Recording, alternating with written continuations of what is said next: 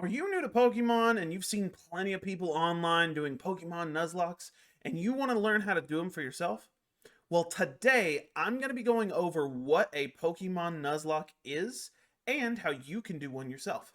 Let's get started.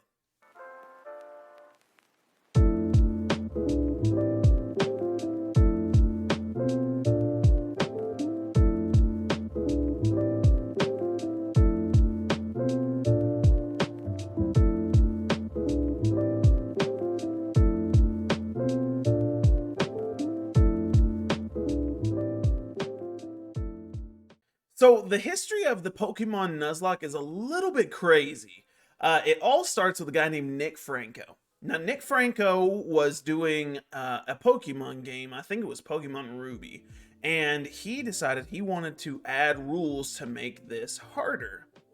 And while he was also doing this, create a webcomic. Now, in this webcomic, one of his Pokemon that he had during his game was a Nuzleaf. And if you don't know anything about Nuzleaf, I'll insert a picture of him here or here. So essentially, he had this Nuzleaf, but he named it Locke and essentially based that character in his webcomic over the guy named John Locke from the TV show Lost. If you haven't seen Lost, all you need to know is basically that John Locke is always like, everything happens for a reason, which is very relevant when you're doing Pokemon Nuzlocks. It was the original Nuzlocke, and honestly, it's crazy because it ended in a loss. He lost in the final fight to Steven Stone, which is the champion of the Hoenn region. Now, if you're wanting to accomplish a Nuzlocke yourself, I'm going to go over the rules. So here we go. Essentially, the first rule is you can only catch one Pokemon per route. So in a Pokemon game, there may be 10 routes, there may be 30 routes. Doesn't matter. You can only have one Pokemon per route. Once you catch that Pokemon, you must name that Pokemon. That way you're more attached, and when they die, it feels really, really, really, really bad. But you'll feel the loss, and it makes the memories that you had with that Pokemon way more brilliant. Death is permanent. So, if your Pokemon faints, it is considered dead and must be either, I've seen this go either way, you can either release it, so you never have to see it again, or you can put it in the PC box at the Pokemon Center. That way, when you get done with the game, you can go back and see all of the Pokemon that were there along your journey, and go back over the memories with them. You only win a Pokemon Nuzlocke if you defeat the champion. Essentially, a Pokemon Nuzlocke is at its core just a way to make Pokemon games harder. But people have made so many memories going out and trying out different rule sets. So there's also like the legacy of the Nuzlocke, in my opinion, goes back to like cage locks. So like you can tell from like other channels that do this, there are people who will do a 1v1. So it'll be two people playing the same Pokemon game, and they'll be like, all right, after every gym, we're going to fight, and whoever loses, that Pokemon's dead. So it's just like a Nuzlocke, but you add that little extra rule. There's also Soul Link Nuzlocke. So it's like cage matches are like a versus scenario.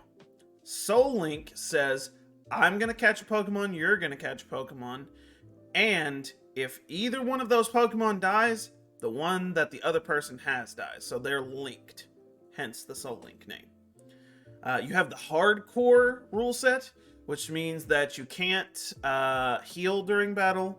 You have to set your mode to switch mode. So like normally in a Pokemon game, when you defeat an opponent, the game will tell you that they are about to send out a new Pokemon. Do you want to switch your Pokemon? That rule gets turned off. So whatever you have in the field gets stuck there. You have 2v2, so it's two people playing a Nuzlocke versus two more people playing a Nuzlocke. It's kind of similar to cage matches, but it's double battles.